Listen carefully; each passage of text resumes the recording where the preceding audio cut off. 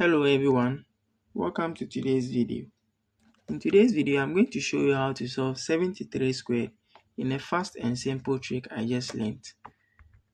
Follow me as I show you how, step by step. So first, we take the first digit, which is 7, and square 7.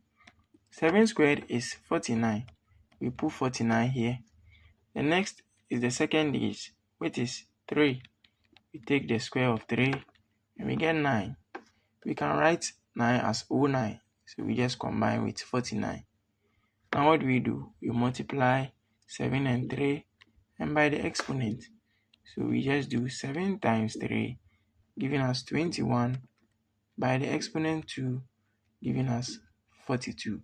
So we just write 42 and add a 0 at the end and sum it all up. 9 plus 0 is 9. 2 plus 0 is 2. 9 plus 4 is 13. So we write 3 and bring 1 here. 4 plus 1 is 5. So we can clearly say that our answer for 73 squared is 5,329. Thanks for watching this video and don't forget to subscribe and like. See you next time. Bye bye.